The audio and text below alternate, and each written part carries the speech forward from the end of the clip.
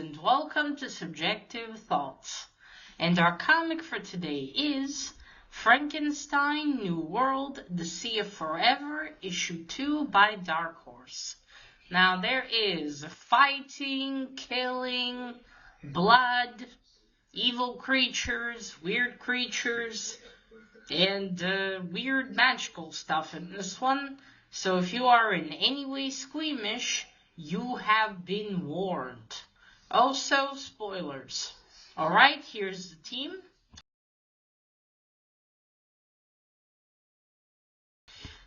So it's been a long time since I read issue 1. Mainly because there were issues with shipping for quite a few months. Because I look back and I'm like, when did I read this one? I went on my Goodreads and I'm going all the way down. It's like, holy shit. So yeah, I've mostly remember what happened in the first issue. I think we left off with that evil Murek creature wanting to hunt Frankenstein and Lilja, I think. But I don't fully remember, I must say. Also, I've learned that this is the second series of Frankenstein New World. That's how the first one was called. It came out in 2020. And so this is a continuation, because I had a feeling that you were supposed to know before what happened. This one when I read issue 1. So I'll try to pick up that one at some point. Okay, so yeah, I think that's what happened at the end of issue 1. So we go now to issue 2. We start with, what was the, second? Okay, there we go. Lilja and Frankenstein are on the beach. They're also attacked by, sort of pterodactyl-looking things, I believe. But anyway, they're on the beach, it's nighttime, and suddenly they hear something, and Lilja thinks at first it's music, but no, it's a language. And then you see these, like, miniature Cthulhus, I would call them. These are the kind of creatures, so they're going to the sea, and they come across Lilja and Frankenstein. And they're like, whoa. So they say that they're friendly, Frankenstein and Lilja say. And one of the Cthulhu people approaches and says, well, you're very ugly and oddly shaped, but if you're peaceful, you may join us. I like his bluntness. So they take him to their village. And what they were doing, they were preparing for this ritual with the song. So they take them to their village, feed them, and then they tell them, oh, it's time for the song. And they start to sing and play. And the reason for that is that in the sea there are sirens. These two. That they're, well, as we know, Siren's song is extremely powerful. And it draws creatures and men in. Well, this is, from what I think I gathered, it is a world after men or something. And so they sing so they wouldn't hear the siren song. So they do that. Frankenstein gets an explanation from one of the Cthulhu people. And then, one second, I think after that we go to Murek. Okay, then we go to, what was he called again? Murek. We'll go to him later. He's on the other side of the sea where Lilja and Frankenstein took a boat. And he wants to get there. He wants their essence, the spark. There's a little fire that's above Frankenstein and Lilja's heads. But he understands that he needs to go across the sea to get to them. As he says, then I must go. Okay, 1 second. Just shit. Anything's happening at once. Okay. Alright. Then we go back to Lilja and Frankenstein. After the ritual with the song ended, all the Cthulhu people went quickly to bed, and he tells Lilja that she too should get some rest. And she tells him, "Oh, Frankenstein, you know I don't need as much rest as before." So Lilja died, but then Frankenstein sparked her, brought her back to life, basically. So then she tells him, tell me a story. Now, back when he was fighting the pterodactyl-looking things, and for some reason I remember they looked like pterodactyls, he had a vision when that happened. And so, she wants to know about that vision. She said, don't hide it from me. He said, I'm not hiding. It's just a long story. So he begins to tell her about the vision. It is 1818. He's in Bohemia somewhere. This is why I think this is like after the world has perhaps ended and became a new world. Because 1818, so it's Frankenstein, but I guess you could say younger, because he has short black hair and now he has long white hair. He's talking to, I believe, a monk. He's talking to a monk about a plague that's in the village. And the monk says, I've lived a very long time and I've seen many plagues, but not one such as this. And Frankenstein tells him, I too have lived a long time and seen many. Now, this isn't a regular plague. They say that the center of it, the heart, is in the castle there.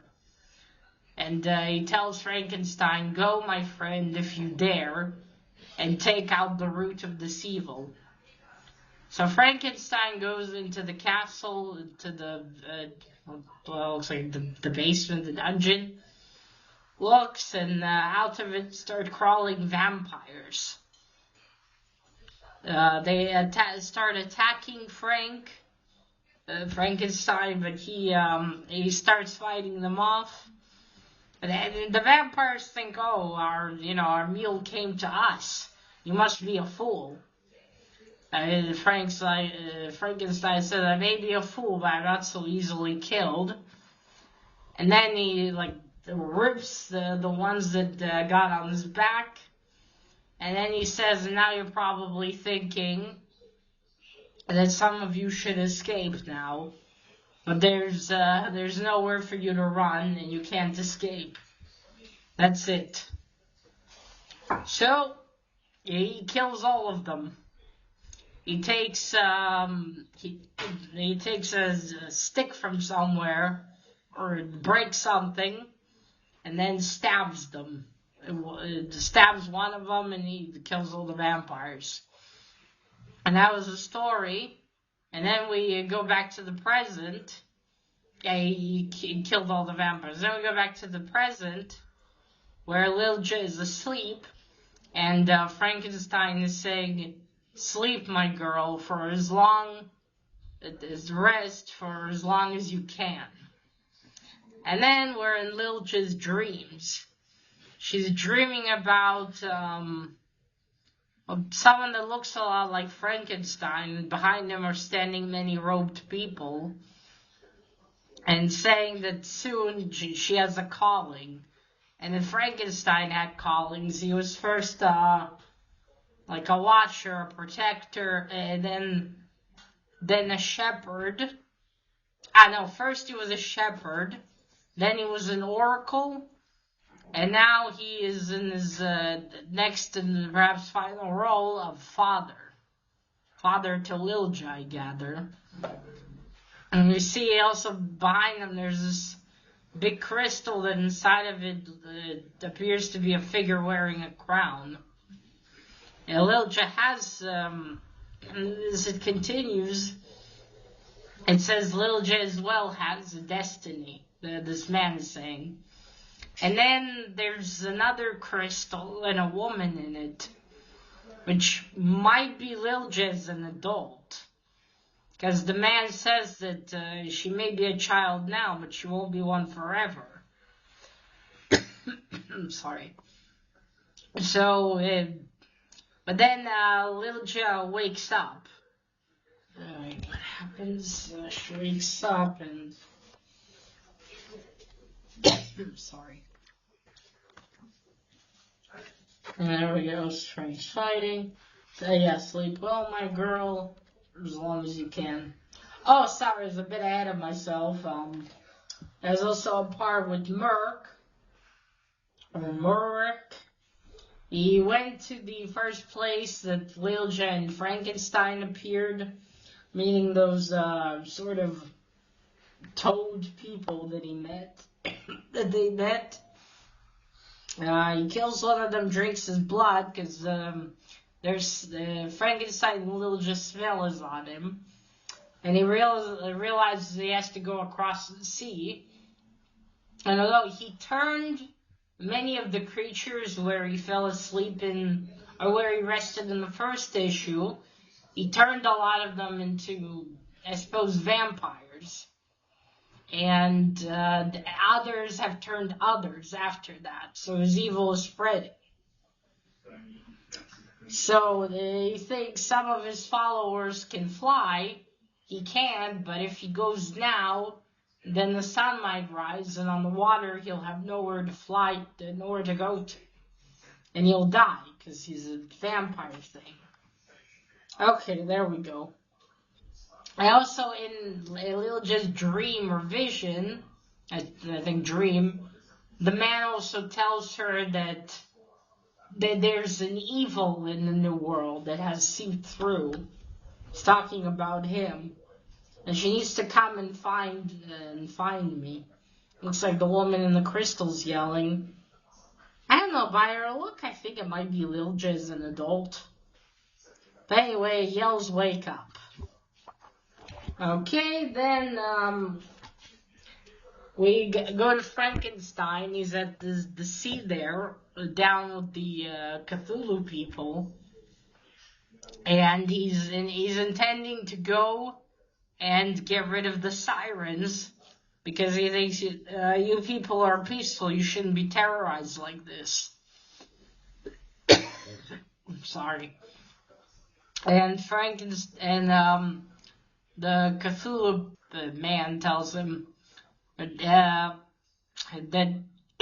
terror is a natural reaction to the horror of the sirens.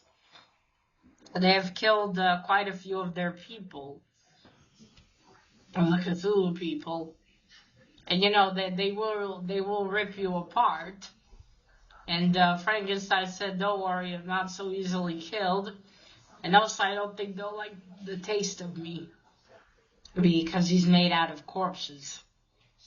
So he goes down regardless and swims down below to where the mermaids are. Not mermaids, sorry, sirens. Where the sirens are. He goes to where the sirens are.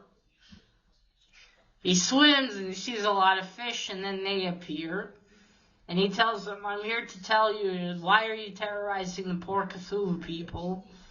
There's so many things to eat down below here in the sea." And they're like, "Who are you to tell us what to eat? We bring life force to our sister. To our sister, we must." And you see, they're sirens, but they're kind of like zombie sirens. So I'm not sure, and I wonder if if they are cursed to do that or what. So Frankenstein's there, and they say even though your meat is not very appetizing, we'll still rip you apart.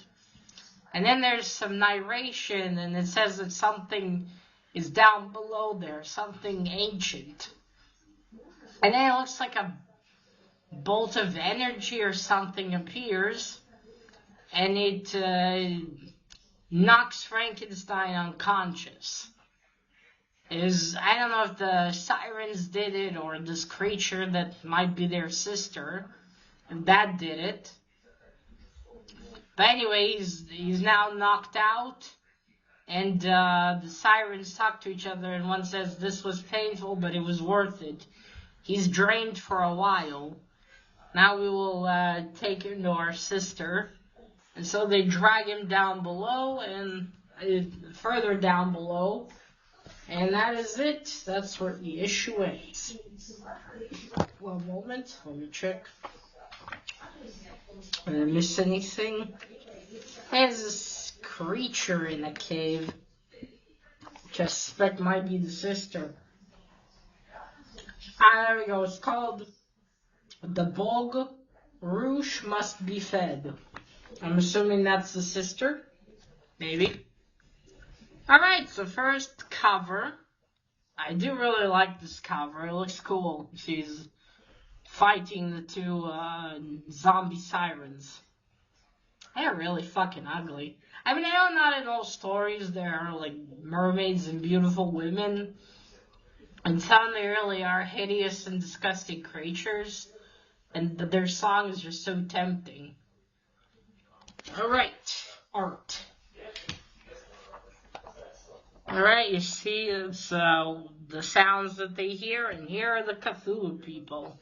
I'm so happy they're on the first pages so I can show you. Look at that. Turn like, oh. Don't they kind of look like the illustrations of Cthulhu? I mean, come on, look at that. See, like little Cthulhus. And this is their village. Friends, the time has come. Now is the night song. There we go. Okay. Now on to the story. So, okay, now I at least know that there was a series before this. So I definitely missed some things, which is a shame. You at least get the gist. So now there's some more information about Frankenstein, a bit more about Lilja. And this whole new world is really interesting. And Mark as well. Yeah, I think he wants to devour the spark that Frankenstein and Lilja possess.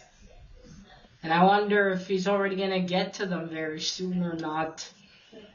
There's only 2 more issues. Anyway, everything about this new world is really interesting. All these creatures that have appeared and are living, and have tribes. It's all very fascinating. I think, Mike Mignola and Christopher Golden are writing, and you can tell. I'm so happy about that. But yeah, this is going in a very interesting direction. I can't wait to see Frankenstein fight these two. Or whatever it is, the Bog Rouge. You know, what is it? Is that their sister? What is she going to do? What does she, what does she want with Frankenstein? Well, obviously she's gonna want to devour his energy, his life force, but still. All very interesting. Oh, and will Lilja follow Frankenstein and try to help him? So it's interesting. Lilja has been reanimated, essentially. But I wish I knew. Are there any men in this new world? Where did Frankenstein find her? I wish I knew this before. Alright, but that is it, folks. I look forward to issue 3. I finally have all of them, so I'll finally finish this one.